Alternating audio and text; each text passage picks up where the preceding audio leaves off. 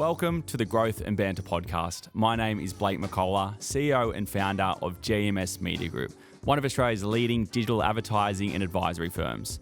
This podcast is for anyone looking to learn the insights and strategies of industry leaders and how to live a successful life. Today, we're joined by Jane Liu, CEO and founder of Showpo, and recently host of Shark Tank Australia. She's going to talk to you about her journey of building a $100 million empire and what it takes to build a successful life. I hope you enjoy. Welcome, Jane. Thanks for having me. Great to be here. Leaving the lucky last. It's the last episode of the Growth and Banter podcast for 2024. That's right. You're going out with a bang. That's it. So we've known each other, I reckon, since, about 2016. So quite some time. Yeah. Back in Cub days when you're doing your boardroom sessions there for Showpo. You've obviously built an amazing brand. Now it's a household name, of which is Showpo, into a $100 million empire. Not only that, you're now 2 seasons into Shark Tank. So a lot to discuss today, but I want to start off by sort of just getting your backstory and how you built Showpo into what it is today. Oh, God. Okay. Or maybe we start from this. No, let's go. Yeah, maybe we start from the inception of Showpo. Yes. So, okay. I should have come more prepared. Sorry. Okay. So basically, I guess, I think I have to give you a bit of context of where I was in terms of how I got into it. So I used to be an accountant and I just hated my job. And then back then, I think that was just when people just started, maybe there were murmurs about like entrepreneurship. It was actually for me, like, an ex-boyfriend that talked about it. None of my friends wanted to do it. And then I had this one friend who was like, let's start a business. And I was like, okay, whatever. I don't care what it is. Let's do it. I'm just like so excited to do anything, which isn't necessarily in the shorter term view, I would have been like, that's a terrible thing to have done. But now with a longer term view, I'm like, that's how you acquire the skills. That's how you learn from experience, For right? sure. So then it was her idea to run pop-up stores. And I was like, what do we know about fashion? What do we know about retail? Like, it seems like it's like a industry for the elites, for the eastern suburbs, richer women, like older, richer women, it's at the time it was like, brands that started were like the Sass and Bides. They have this amazing brand image where they started at the markets, but it's, it seemed absurd that I would be in the industry competing with a brand or like the Myers out there, And then anyway, so we're like running pop-up stores because I always say if you don't have a better idea, we're just going to go with the idea. And that's how Culture King Simon Beard started. He was at schoolies and was selling, I think it was thongs or hats or something to schoolies. Right. It was footwear and hats to stop just like literally stalls down there in Queensland. Yeah, right. Yeah. And then but then basically I at some point quit my job to focus on it. And then I was like, this business should be online. And my business partner, basically I spent a month like building this website and then I showed it to her. And then, cause she was on holidays, long story, but like she came back, she's like, you know what? I'm sick of the startup life. I'm sick of being poor. She enjoyed her holiday too much. She's like, I don't want to be poor anymore. I've found a job. So as I quit my job for this business, she found a job. So all of a sudden, it's funny to think about it now because without her, I was like, I don't have the confidence to run a business by myself. Yeah, it's tough at the start. And I was like, that obviously means we have to shut the business down, which is what we did. But I begged her, I was like, please look at the website.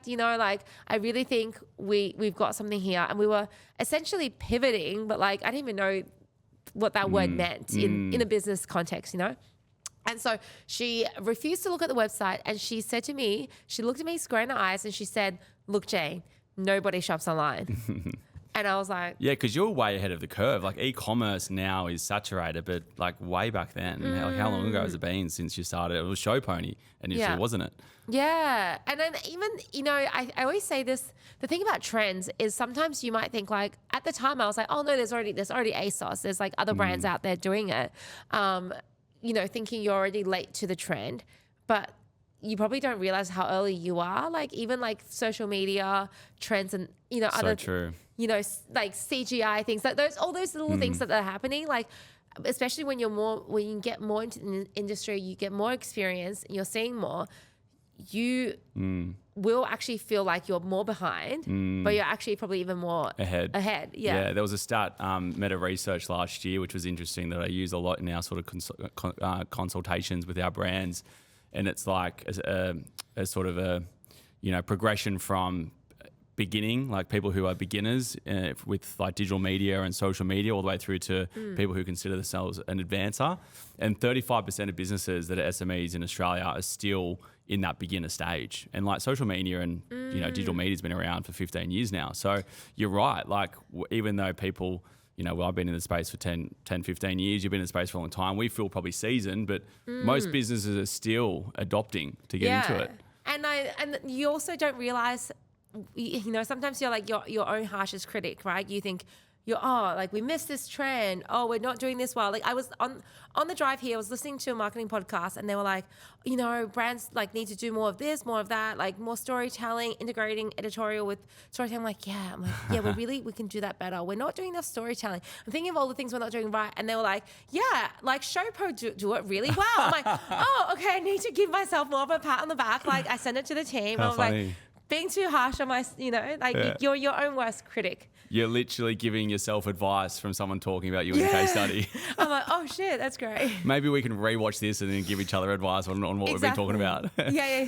It's like that, but you forget. Like there's so much complication and saturation, and just like you often just need to be told or reminded what you already know, right? Yeah. But at what point did you know that Showpo in its infancy, then scaling up, was going to become such a big juggernaut and household brand that it is today?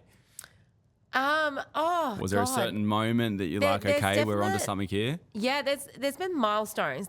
I remember like when we made more in a day than my salary, like like gross sales, revenue. But still, you're like, wow. I remember like so your whole yearly salary is just made in one day. Made in one day. I remember my general manager and I went to Tetsuya, so it's like the most expensive restaurant at the time. We were like, oh my god, order whatever you want. That was cool. And then I remember, I think the moment that I decided to tell also part of my story, just running back, is the fact that when I quit my job, I was actually still living at home. I couldn't tell my parents because I had, they immigrated from China for me. So then sorry, this is going somewhere, but they basically like sacrificed everything. I went to the selective school that they wanted, went to the university, did the degree they wanted, did the KPMG cadetship they wanted. Even the salary I resigned for, over 1,000 people applied, 6 people got it. I was the only girl. Wow. Like it was a big thing to let go of it. And then I couldn't tell them that I resigned. So I was pretending to go to work for like the first, 6 months while living under their roof, and then like another year when I moved out. But like 6 months every day getting up to pretend to put my suit on. And the moment that I realized, I decided that I was going to tell them that I had actually officially quit my job, was when I looked at the warehouse and I had like $500,000 sitting in stock. Wow. And I'm like, worst case, I think I had such a fear of failure, because I was like, worst case scenario, I'll just fire sale this product and I'll start a new business. And then that reassurance of like, I've successfully... You've validated it. Like I've changed the trajectory of my career. Like no way do I have to go back to accounting. No way do I have to do the post-accounting, like it's called the CA program. It's like more studying. I'm like, I never have to study again. I never have to read a book again. This is great. Like I was like, wow, I've actually been able to change the trajectory of my life. So that was a defining moment. I can't believe you actually created it got to that point before even telling them. Like, how did you even keep that as a secret? Yeah. That's like a whole book in itself. They're really gullible. I got away with a lot. Sounds like it. And then another moment was like when we first hired adults. Like I feel like adults with like families and kids who, if they leave a job, if the business goes, like I think... When you're young, you're like, okay, let's give this a go. That sounds like a cool, fun business. But when you have a family, you don't really want to just like get made redundant by a business that's not successful. You follow a business that you genuinely believe in. So when we hired adults, I mean, I still don't feel like an adult, but when we growing up's a trap, Jane. We never want to. No, we've all got Peter Pan syndrome. I know. 100%. I think owning our business is like definitely like sustaining, stretching it out. Like that continued Peter Pan syndrome, because now like you're like a kid in the candy store with like life and your whatever you do with work, you know? Yeah, absolutely. And like, you know, you're a mum now and you're still like, you know, juggling, running this business, you know, you're on Shark Tank season 2 now. So you're doing an amazing job of juggling it all and still, you know, going out and, you know, enjoying yourself and enjoying life. So hats off to you. But I mean, when we have a big night, I'm like, all right, guys, got to call it. And I rarely call them. Got to call it because I'm going to be up in a few hours. You can sleep in, but I can't. Yeah, you've sort of pushed past the point where your kids are just getting old enough where you can start enjoying yourself again. And you deem yourself the lazy CEO. And I think that's been like a really good brand image that you've built over the years that I think is like you've sort of, you know, you've really concreted. Where did that initially come from? Because clearly I've seen your journey like since literally like from 8 years ago when I first met you, and you are an absolute hustler. You're a content engine. You know, you're a walking PR machine. There's nothing lazy about it. But where did the term lazy CEO come from? Well, honestly, it was I got onto Instagram super late, and I was like, oh, I think it's I remember using the Showpo Instagram, posting my personal stuff to it, like holiday with Waldy, you know, like not taking Instagram as a serious platform. Got onto taking the piss on Instagram and social media, just like. But then I'm like, it's probably time I get my own account. I'm like, oh well, Jane Lou's taken, and then I want to post this photo. I just call my friend. I'm like, what do you think? Like, and like, I want the something CEO, like. And I was just like, the lazy CEO, the party CEO? No, that's crazy. No, that's cringe.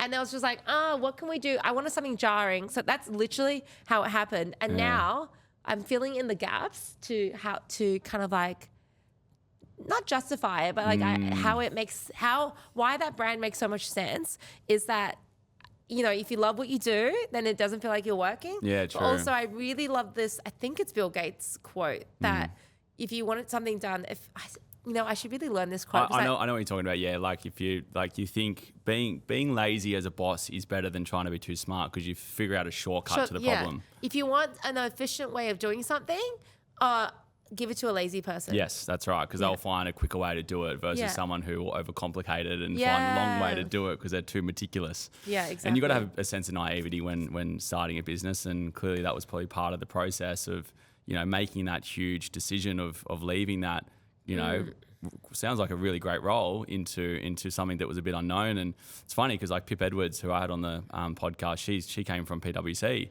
So she had a similar sort of accounting background, numbers, and gone creative. So you've sort of done a similar journey going from numbers to creative, which I think is quite fascinating, having that big leap.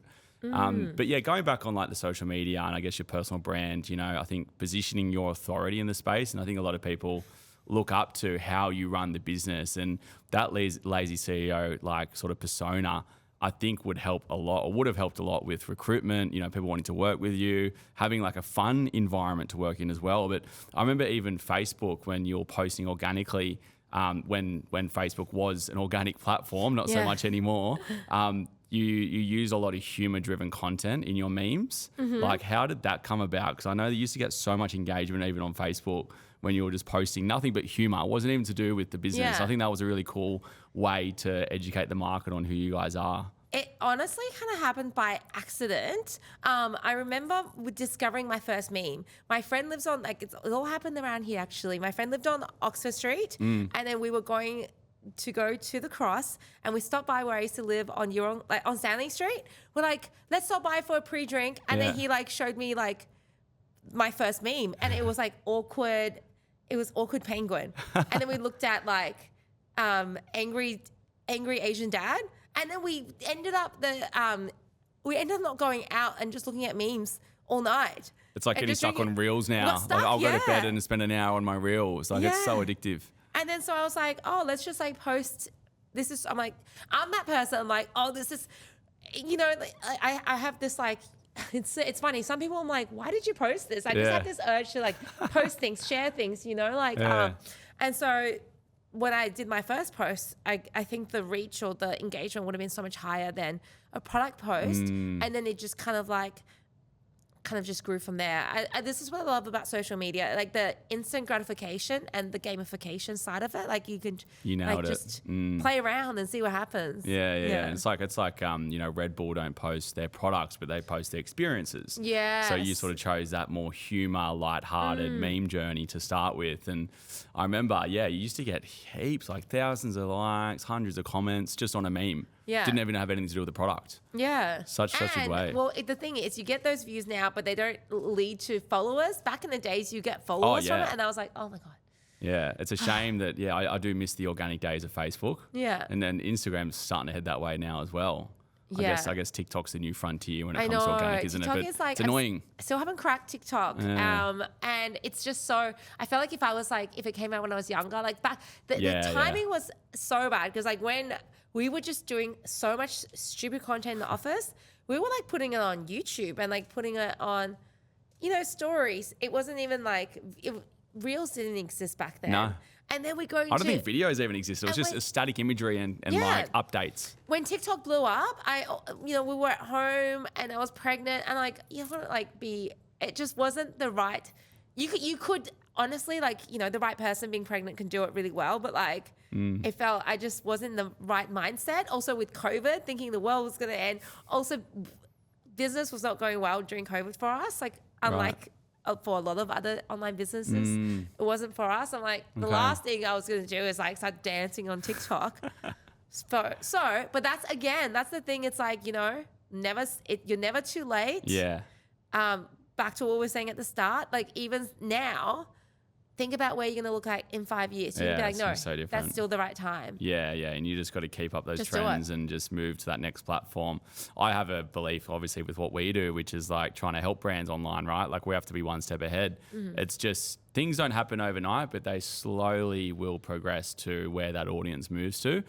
And I think like the whole creation of Reels and that like creator economy, it's much harder to create content now than it used to be. You're talking about a meme that maybe had like a sentence on it or two, a bit of a joke, or a graphic. Now you got to like stitch different content together and get the subtitles. We used to post 15 times a day, but it was just one photo. Yeah, right. Compared to like now, it's like the Reels. You can't do that. Yeah, you can't just have imagery. Yeah, it's so funny. It's become more complicated.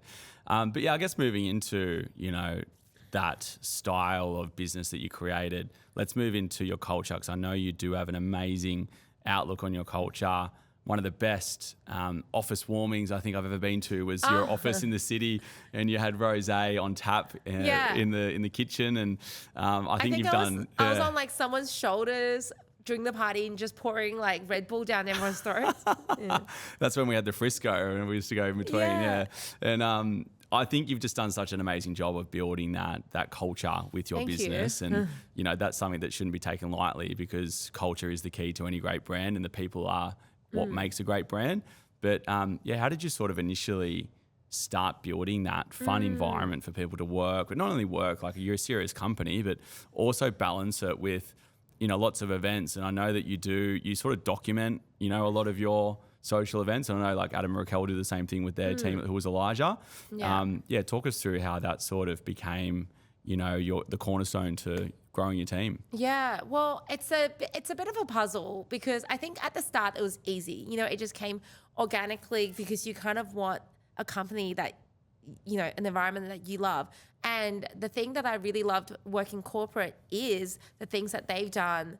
It's like the opposite, right? The accounting firms have to go so out of their way to make it interesting. Yeah, true. And I remember once we did this trivia night, and that was so fun. So that was one I remember I was pregnant and I hosted games night, and it was one of the funnest, like, lots of people will say that's like the funnest event we'll have all year, even more than at our Christmas party. We trashed Cub. That's the first time we did it, and I was like pregnant, so it's not just about drinking. It's just like fun. What was it? Games night, was it? Yeah, and then it's like, because then there's like a optional, like, everyone's in teams and they're integrating. So warehouses meeting the head office, everyone's getting to know each other, and then there's a bit of like a talent quest optional, not everyone wants to, and then like just trivia, like there's just, there's a bit of flip cup, that kind of stuff, but like it's you don't have to drink it, it's not pregnant. But anyway, my point is, at the very start it was really easy because you are hiring for your friends, and you're not meant to do that, but when you're a small business, you hire someone that you're working so closely with them, right? Yeah, So because you're next to them literally every day. yeah. So, I mean, I remember even my bridesmaids, 3 of them were girls that I work with, and some of them weren't even working for me at the time. And so, but as you grow, you want a place that's really inclusive, and that's really important for me at Showpo. Yeah. Like, I want everyone to feel comfortable, like to sit around the lunch table and join whatever group. So I think building an inclusive culture is really important. And it's so, I mean, you do get the one bad egg sometimes, but I love that having a big group like this, mostly women, that there's no bitchiness. Yeah. No political crap. Exactly. And that's really amazing. And the thing that we are trying to balance is like, I think we're moving away from like, I think the hard juggle is sometimes people will be like, oh, we want to have like non-drinking events. Like first, and then we organize like Pilates. Yeah. 3 people show up. And I'm like, this is really annoying because I don't want to do Pilates, but I have to come to everything. So now I'm doing Pilates. So you're there with 2 other Who people. else is doing it? Like, did you guys like, so just stick to the drinking events. But then the drinking events, you don't have to drink. There's just drinks there. So I'm like, I'm not sure what to.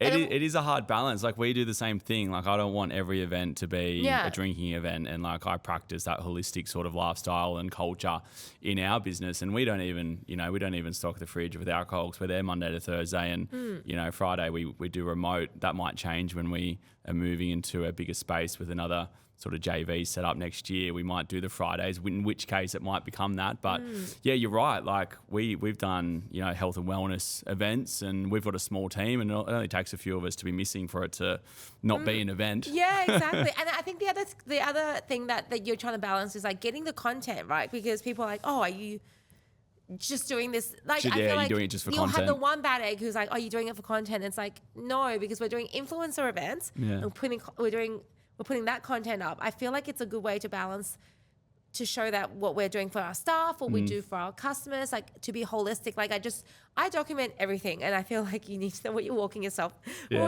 into. Like there's, I'm very open about that. And then also just like, that is how we build out the pipeline to brand ourselves as a great place to work. That's your marketing strategy, right? Like, and of course, like if you're running an event, it should go both ways. Of course, you're doing it for the team, but it's a way to document how you guys are operating behind the scenes. Yeah. And like if people need to really understand what your story is, and that is your story. You've built that story, you've built that vibe, that culture, and I think that's why you've built such a strong community with your customers, because they obviously resonate with that, and they sort of look up to you, and they look up to your team, and they love seeing what you do. Yeah. Imagine pulling all that away and just showcasing your product. Like it would be very hard for new customers to resonate with you. Yeah, and I think the great way right now when people come into an interview, they kind of know, you can just say, oh, what you see is, what you see online, we're like fun like that, and we get shit done. Like you kind of like, they already know what they're walking into, which is nice. Yeah, that's cool. Well done. So now you're season 2 into Shark Tank. I've been watching it on TV, and you're doing a fantastic job. Oh, thank you. I don't know. Sometimes I haven't watched this season as much because I don't know why I cringed a bit more. I haven't watched all of them yet, but I did watch more of the season 1 than season 2.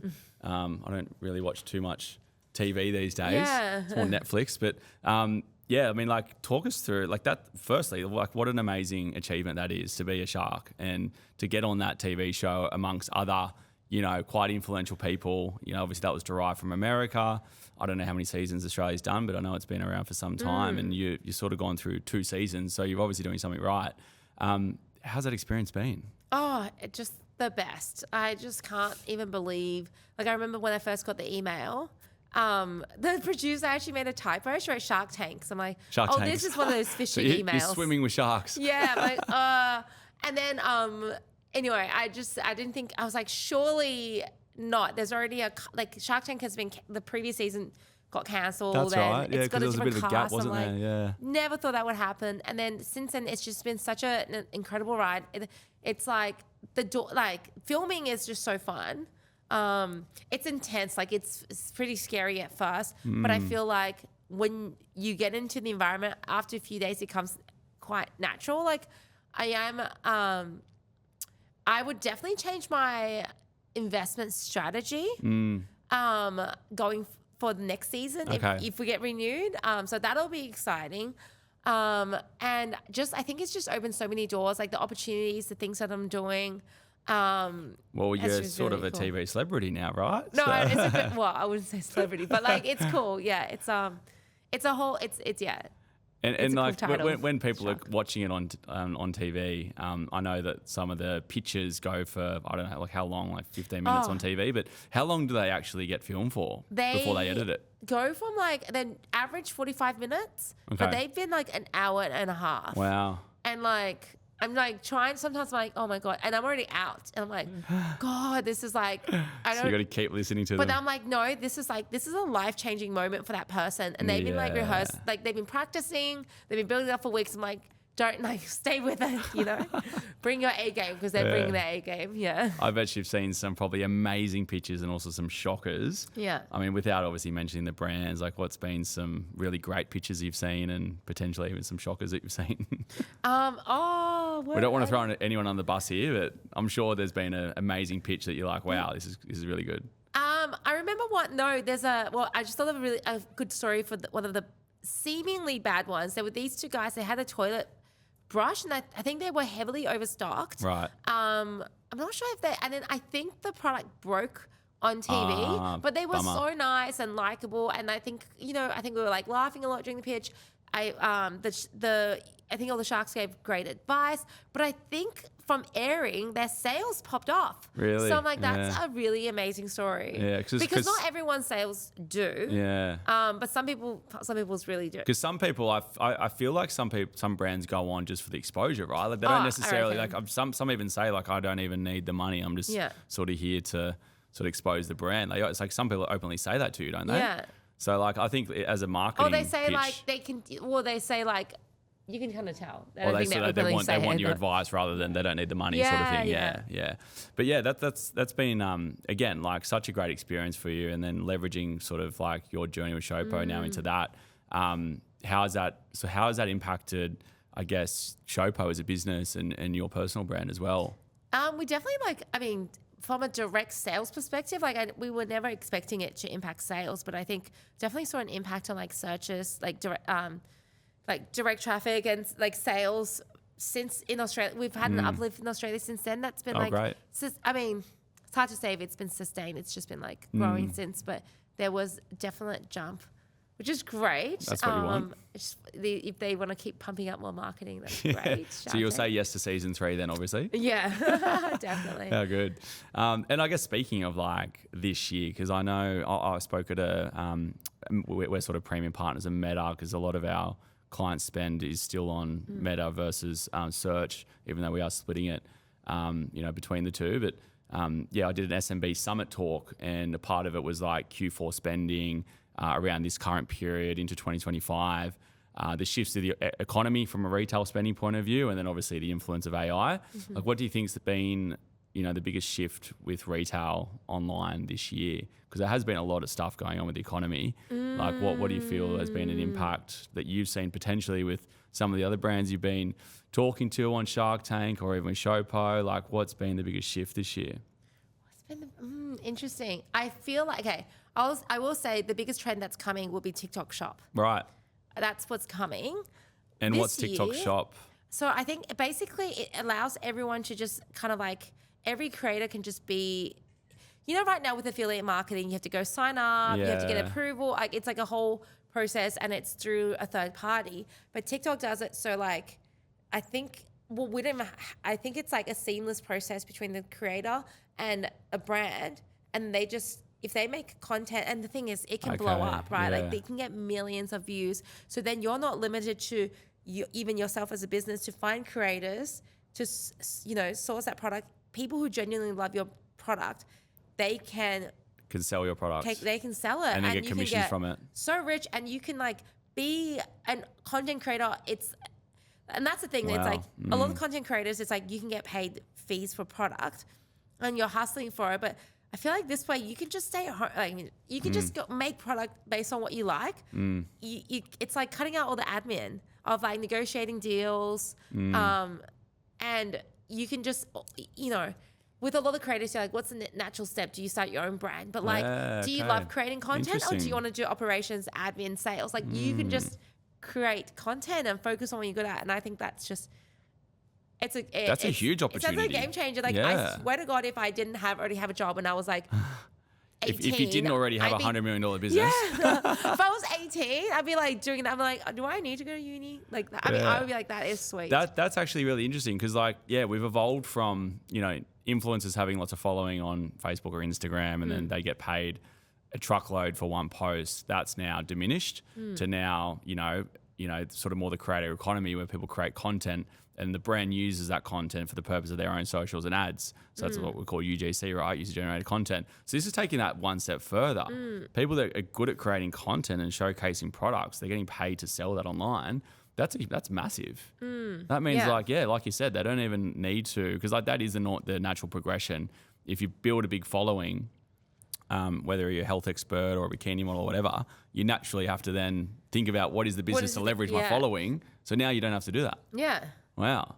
You could just shop around. And how would Showpo sort of leverage that? You'd sort of just be gifting it out to lots of creators? Yeah. Or? I mean, you would gift it, and then you would have also then, I guess, like even smaller creators who they can just start like posting product. We've had like people who've like genuinely bought our bridesmaid's dress and they've made a video and it's got millions of views, and they're like, oh, can I get a discount code for my audience? But instead now they can just like make money straight from that video. Like, yeah, wow. And then so that's crazy. I mean, it's coming, so I don't know too much yet, I guess. Yeah, well, yeah, I mean, we're still, again, like the adoption of social media has been so slow. So the adoption of TikTok's even slower for businesses. I think it is very much still a creator economy versus like a brand economy. Yeah. But that's a really good one to look out for. Something that we might have to jump on as well. And then trends for this year, I feel like, I mean, there's definitely like price rises all around. Yeah, because retail, like with smaller businesses, retail across like some of the businesses we've sort of, been interviewing and consulting as well. Like we only bring on a certain type of client who's at a certain level, but seems to be there is a bit of struggle in retail this year with, new businesses or smaller brands. What's been some other shifts? I think just like increased, I think like it's more important than ever for brands to just really niche down as well and just like own a certain space. Yeah, that's true. And you can really be niche and very global. Yeah. So pick your like your specific lane. Yeah. I say that like when I'm great at that, but like that's what I would advise everyone else. else. It's so true though. If you're marketing to everyone, then you're marketing to no one, right? Exactly. Yeah, and like a lot of the successful brands we know have a particular niche that they've absolutely nailed, and there's no reason why you can't diversify after proving that niche. Then you can start then diversifying to a certain extent after that. But yeah, you don't want to go out and have a brand that appeals to everybody, right? Yeah.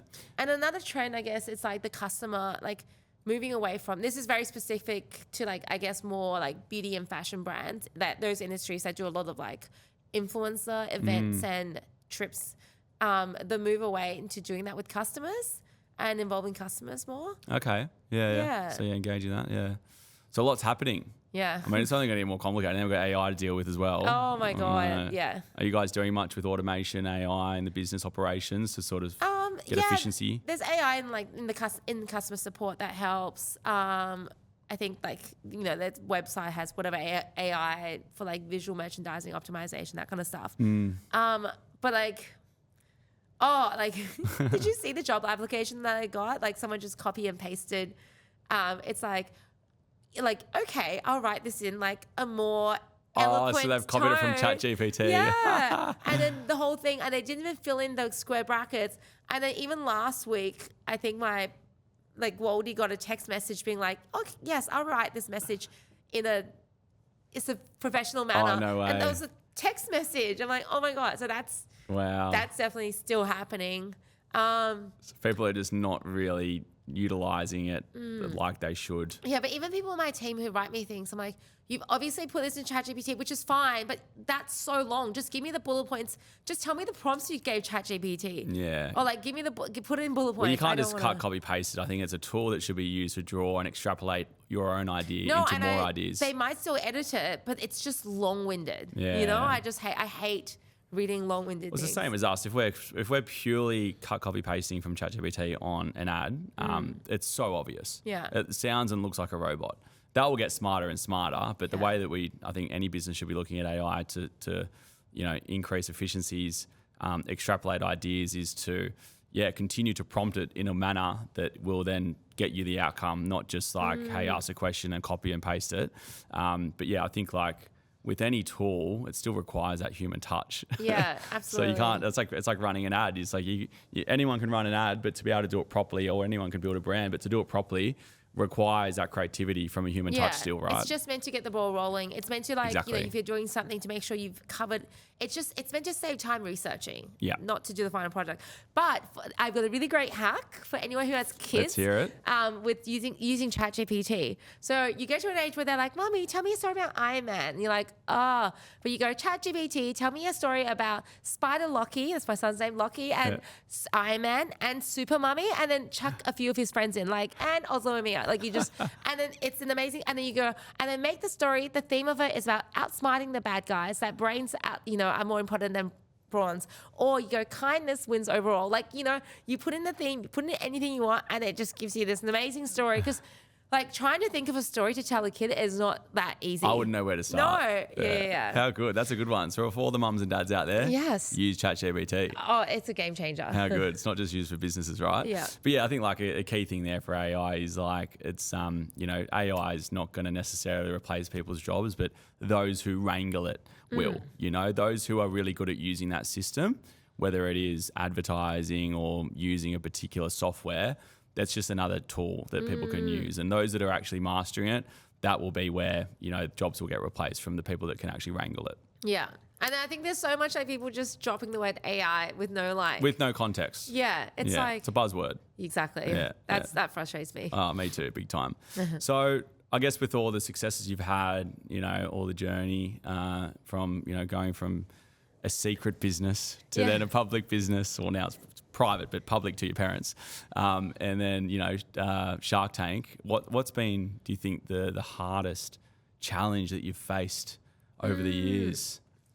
Aside from keeping the business a secret to your parents. That was the first one. That sounds hard. The second one was probably like when the second biggest, hardest part was when like I realized Showpo was taken because we were growing so much in the US, and then like just thinking like at that time that's all I had built. Like yes, there's some stock, but your entire brand and goodwill is in that name, which is. Sorry, we used to be called Showpo. And is that why you had to change the name? But yeah, that's why we changed to Showpo. Okay, right. But that was like a long time ago. But I think the most recent tough time was probably like, and I hate to talk about COVID, but I think it's the fact that fair like enough. Before COVID, my risk profile. Oh, sorry. Before COVID, my risk profile was really high, and then there were no risks. It seemed like there were no risks in the business. We were growing, we were flying, everything was great, and I was just like having a great time.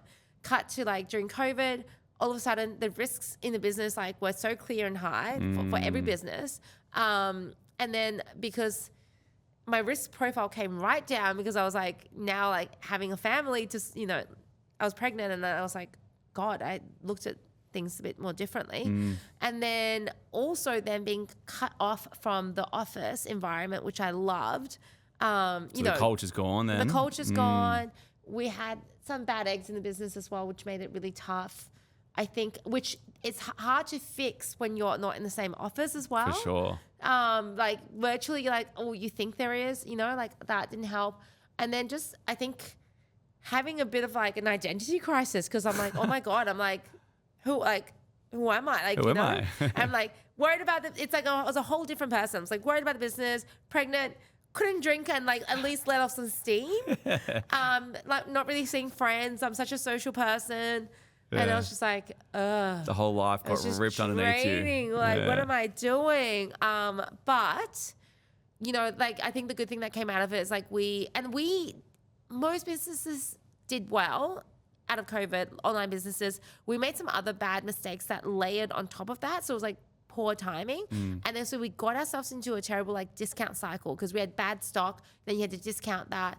And then, and then people started expecting discounts. Right. And then so it took time to get ourselves out of that cycle. Like even this Black Friday, we didn't go too heavy because we don't need to, which is good. And so that took a lot of time. But that whole experience made us make the business more robust. And then massively like cut the fat, improved our margins. So even like right now when the economy is seemingly slowing down or whatever, we're still able to we're quite robust despite that. Yeah. And I think it's because we did the hard yards, the very hard yards For sure. a few years ago. Yeah. And you can't really have a business at your size and your age without having some adversity. I think it's part and parcel, right? Yeah. Like I remember when we're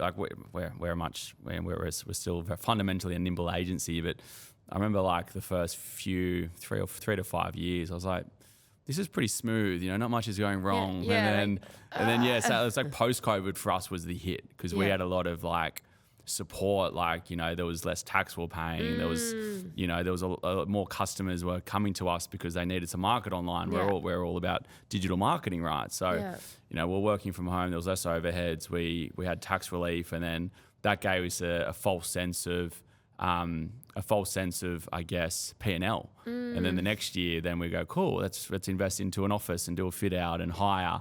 And then 12 months later, it was like chalk and cheese. Yeah. So I think a lot of businesses felt that shockwave as well that did get the support. Right. Then they had a false sense of security. Yeah, lots of businesses became overstocked after that because they bought for That's COVID right. volumes. Yeah. So it can work on both sides. Like those that did really well ended up feeling the shockwave later on. Yeah. So it's been quite a funny time since 2020, hasn't it? Yeah. And I can't believe that's 4 years ago. It's nuts.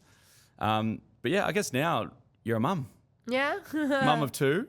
And Waldy, your husband and also CFO. CFO and general manager. How good. And the fact to be able to work together, that's so really amazing. good. I love seeing power couples being able to sort of drive, one brand together. Yeah. And, moving into your beautiful home overlooking the harbour, which I got the opportunity to see recently after the Cover Awards. And how's family life? For you right now, and how's it all going with the house and balancing it all again? It's good. I feel like we're just coming out of the baby phase, so things are about to get really easy. Like sometimes, like even last night, we just had Lockie because my mum took Rosie. I'm like, oh my God, it's easy with one child, and it's easy with one child that's 4. So I feel like we're entering we're out of the woods with the hard part, the hardest part. But I think what works really well, when I tell people that I work with my husband, most people say, oh, I can't work with my partner. There's no way. Really? And that's exactly what I used to say. I'm like, even now, Waldy and I look at problems so differently. I go bottom up, he goes top down. I start brainstorming. So the way I think is I'm like, okay, let's just throw a bunch of darts. Whatever we're thinking, let's put it out there. And then we'll look for the commonalities. We'll join it up. And then we'll try and go, okay, how does this all connect? What is what's the problem with, I'll want to get everything out and then try and think of. So you brain dump and then you consolidate. He's like, okay, what's the problem we're trying to think of? And then he'll be like, that's not the way you think about it. I'm like, just let me think. And we're still honestly at the point where instead of embracing how we think differently and that being like, that's the perfect way to approach it, I still get frustrated with him. I say we, probably doesn't get that. Who doesn't with their partner? Yeah. But I think the best thing about working with each other is the fact that he's not a workaholic, but he just loves work. He just genuinely loves, his favorite thing about Showpo is just all the problems that, solving problems, right? And having that direct impact. And, he's not working for another company where he puts in his findings. He can just have an idea and do it. He loves that. So he's got that autonomy and skin in the game now with it. Yeah. And then he jokes that, I'm just really good at getting women into clothes. But anyway, my point is the fact that back when he used to work for other companies, he worked at Macquarie Bank. Okay. I remember a day when he worked till 8 a.m. He came home at 8 a.m. and he went back to work at 9 a.m. What's the point of him coming home? I know. So I think he showered and had a nap. Oh my God. It's crazy, right? And then at that point, and even when he would work really hard for other companies, I would be like, that would be frustrating, you know? And also when he worked for like a private equity company, and they used to they built like a multi-billion data center and like wind farm. And I'm like, that's so boring to talk about. And I feel like we have to talk about your work, to be fair. So I pretend I can, like, I don't want to talk about this. You don't want to come home and listen to a boring work story from something you don't care about. A data center, yeah. And then so now it's like we have common problems. If he goes, I just need to do this thing for work. If it was for some other company, I'd be like, oh, that's so annoying. But then he's like, oh, do you want to get this done? I'm like, oh yeah, run along, please do it, my dear. So it works really well. And also like our love languages are, mine is acts of service, and his is quality time. Okay. So it's a really good trade-off. So you guys are literally yin and yang. Yeah. So good. I mean, I've only met him a couple of times. He seems like an absolute legend. I'm keen to get to know him more. It's funny. I saw on your socials with your house, and he's got the tinny, and you're like, I wasn't expecting this to be our boat experience. No, yeah. You got the life jackets in the tinny with the Yamaha 15 horsepower. Yeah. It's I feel bad for everyone else who has to look at it. Who bought a nice house with a nice view. And you got a little tinny out the front. Yeah. So good. That's humble though. Yeah. Now, I guess like advice you would give, there's a lot of people out there looking to start, a business. Again, Shark Tank exposure. You've probably seen a lot of new ideas, and also, businesses that are seasoned and are looking to sort of get that leg up and grow. And scaling is one thing, let alone starting a business. If you were to sort of give advice to someone who looks up to you, is following your journey, advice like if they want to start their e-commerce brand or some sort of retail brand, what advice would you give them? That it's okay to start with an okay business, because I definitely started with like an okay business, and then that's where I learnt everything. It's better to, because you could spend so long going down like YouTube holes or like TikTok holes just learning, or like doing courses. Trying to perfect it, trying to draft up a plan, waiting for the right product to come. But if you just start, I think that's where you'll learn. And if you don't overinvest at the start, and just make sure you leave enough money and keep working so you can keep the money rolling into like... Yeah, don't quit your job straight away. Yeah, you don't do what I did, that's for sure. Don't hide it from your parents for a year and a half. Yeah, probably not. But stay at home for the free rent if you've got it while you start a business. But I just have a go. But the best advice that I've received that could be because I don't want to just be like, just do it. That is my advice, but it's cliched. Waldy used to tell me, you're not special. Because basically I would be like, I'd complain like, oh, public speaking is too hard. This business challenge is too hard. When I was trying to get my license, I'm like, oh, I can't drive manual. It's too hard. And he's like, half the people in Europe drive manual. Or most of Europe drives manual. You think you're so special that you can't physically drive manual, like you physically can't do public speaking, and like you don't think other businesses have overcome this problem before. Like you're just like having a whinge, you're wasting time, just do it. Yeah, so it's okay to be average, and I think like public speaking firstly is like probably one of the most common biggest fears that people have, right? Yeah, like it really is. And I worked in events. I was a marketing manager for literally coaches who did public speaking, like multi-stage, like physical events. Not even, I don't think there was webinars even back then. They were just starting to introduce webinars and virtual events. And I was shocking at public speaking. Could not do it. Like I'd just read off my notes in uni, or I'd get someone else to do it. And then I got exposed to that event sort of circuit, multi-stage events and, big promotions. And then, I remember when I started the business, I got invited on because we had a lot of clients who came from that experience I had that were coaches that would then invite me on stage to do like a keynote on social media or Facebook ads. And first time I did it was like fucking the scariest thing ever. But you just like over time it becomes the norm, So it's like practice makes perfect with anything. So when I first, my first we had, year 7 orientation camp, which is when you go away on camp at the very start of school and you meet everyone for the first time. You're meant to do like a talent quest. So we did this like skit and I had like 2 lines and no one laughed and I lost my entire, and I was like, that's when I had a fear of public speaking. Never went for tried for debating or public speaking at school, never made a speech at school. And then when I first started my business, I think Sunrise asked me to go on as part of like a group Live of TV. entrepreneurs. And then they asked me one question and I was like, and I was shitting myself so bad. And then that's when I was like, you know what? I need to work myself up. So I can, recently with Shark Tank, I've gone on like live TV and I'm like I'm like nervous in the lead up, but I'm not losing sleep the night before. Yeah. Whereas so I think in my head, I was like, I know that there'll be more opportunities and there'll be big opportunities that come up. For sure. I want to have so much practice that I can be as not nervous as possible when they come up. Yeah, I remember I did the Today Show during COVID. I was at home talking about, it was the privacy first world and cookieless world privacy breach. And I didn't know a lot of the questions that they were going to present me with. So I had to do some research, ask my team, and live TV is pretty scary. Yeah. That's like even like virtually jumping on a Zoom and doing it live is pretty scary. But yeah, you make do when you have to, right? And I think if you can work well under pressure, then everything will be okay. Yeah, makes diamonds. Or something that's like that. it, 100%. I guess a bit of a curveball here and putting you on the spot. But if you were to start a new business tomorrow in any industry, and now sort of, I guess, seeing a lot of cool products and ideas in Shark Tank, what would it be? Oh, honestly, I think I want to just I would want to start a business with I think I want to do kids' clothes or something. Yeah, right. Like something that's fun and not too, I probably I mean, Showpo's fun. Yeah, oh no. Still, I that's the thing. It's fun.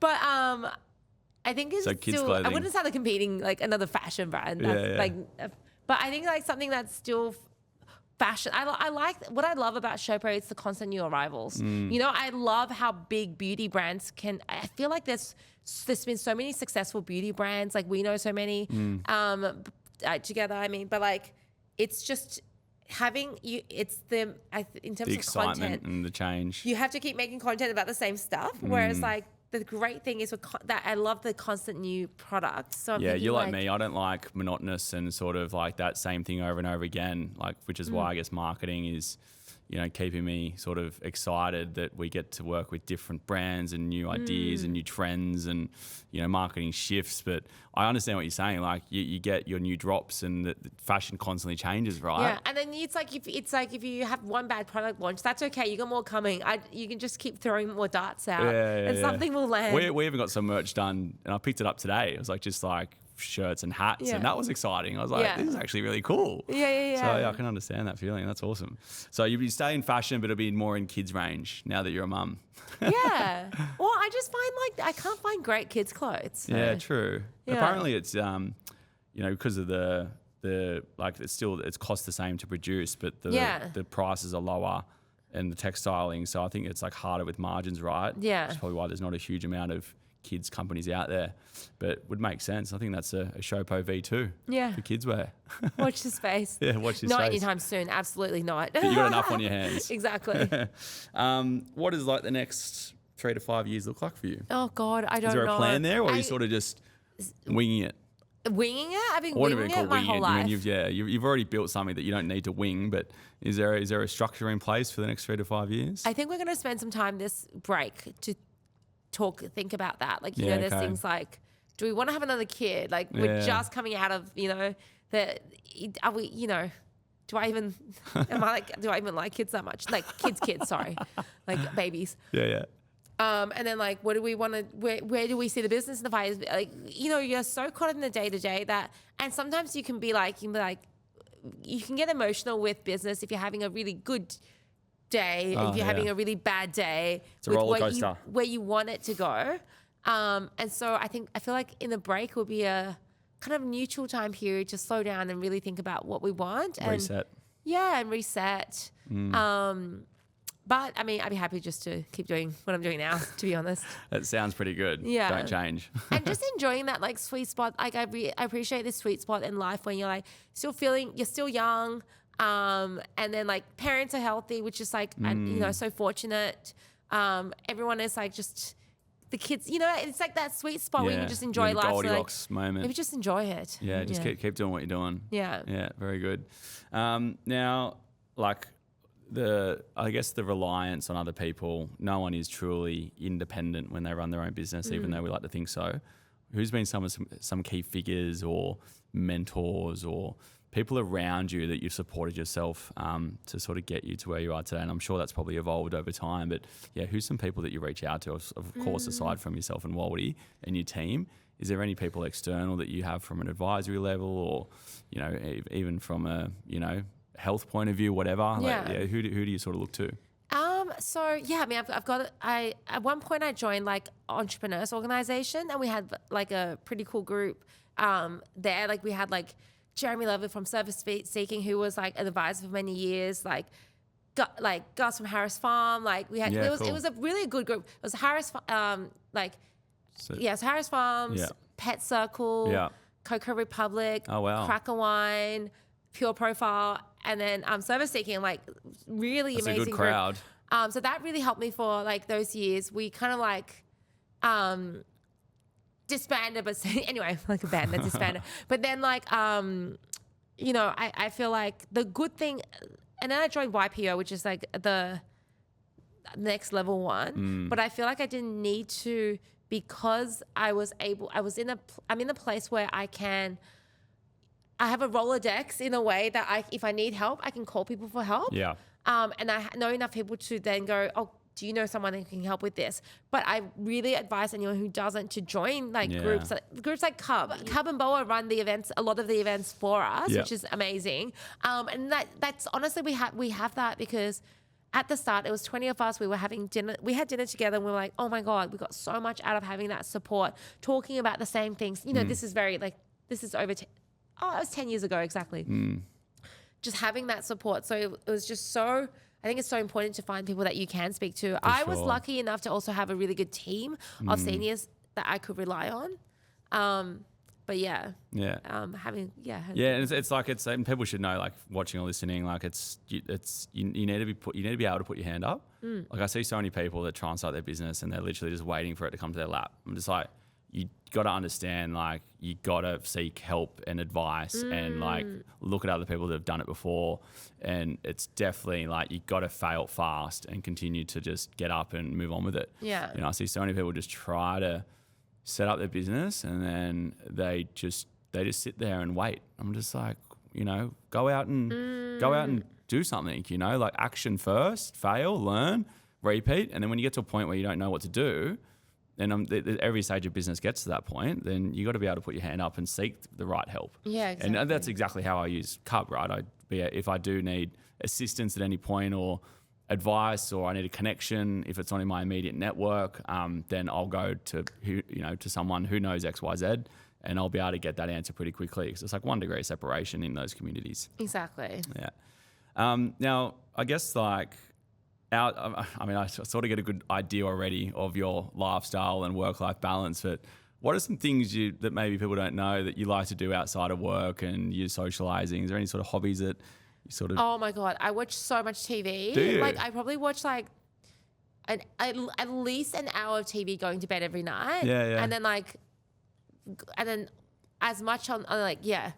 It's a good way to switch off. Where I do that a lot, like particularly movies, to try and like get my mind switched off from the day to day. And sometimes I just want to play like really dumb, like the best enjoyment is having a glass of wine and then having a good TV show on that's not too, you don't have to concentrate on. Yes. And then playing it like a game on your phone, like a really dumb one as well. It's like 3 in 1. It's like wine, games on phone, and then TV in the background. Yeah, and that's why I love planes, because you're watching like a movie that you would never like. Because you have a limited amount of movies you watch. Yeah. You're like, fine, I'm watching King Kong. Fine. Yeah, true. And then like you're playing your phone and then you just go beep and someone brings you wine. It's like, that's the best. Yeah, that's my hobby, just flying on planes. Yeah. No. What do I do? I think that's the thing. I don't really have hobbies. Yeah. Your life is a hobby. Yeah. Well, this is the thing. That's why I was like, when I was asking that, like you're already busy enough, and I sort of, your lifestyle is already it's a blend, right? Yeah, Your well, this work is and where the life. lazy, like not working thing comes from, right? I remember like years ago, I'm like I'm with my in-laws and they're all like reading a magazine or newspaper or book for their entertainment. And I'm on like Pinterest looking for inspo and they're like, oh, like, I don't know, someone made a comment about being on my phone. Yeah. And I was like, well, I'm working. I'm the Yeah. only person that's working right now. I didn't say it to them, but I just thought it to myself.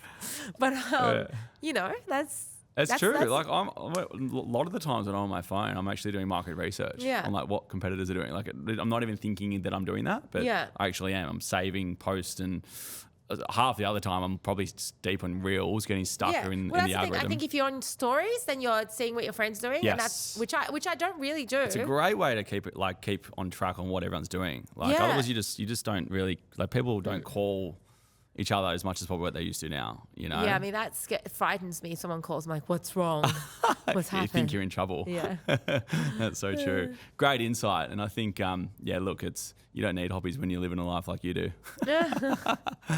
Last but not least, retrospectively, and you've probably answered this already, but if you could wind back the clock and ask yourself, or maybe give yourself advice, let's say, for instance, Jane Liu at 18, what advice would you give yourself? That definitely, like, people don't think about you as much as you think they do. Like, people don't care. They're thinking about themselves more. Exactly. Everyone's the center of their own universe. And so just, like, don't worry too much about what other people think. And if someone has, like, how someone behaves to you is probably more due to what they're going through themselves. So don't worry and just do it. Don't worry about what other people think. Don't be afraid of doing things because you're worried about what other people think, especially. Yeah. And if you fuck up, just get over it. You know, time passes. Yeah. Like starting a business, I feel like the biggest naysayers who are like, oh, what are you doing? Some of those people have come to me for advice afterwards. And I think they were saying like, oh, what are you doing? Because you're doing what they're afraid of. Yeah. That's so true. And so that it's you doing it makes them think like, oh, why aren't I doing it? Yeah.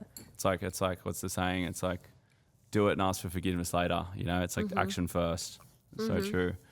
Well, it's been a great session. Appreciate you coming on. Obviously, you had me on, so we've traded podcasts now. Yeah, so Pod swap, that's exactly right. And I'm looking forward to whatever the next collaboration is going to be between us. Yeah, exactly. But look, congratulations on all the success. Obviously, well done on season 2 of Shark Tank. And it's been amazing just to see your incredible journey transpire into what it is today. And I wish you all the best in the next 3 to 5, 10, 15 years, whatever it is, and let me know how your planning goes. Yeah. Well, thanks for having me. Pleasure. Thanks, Jane.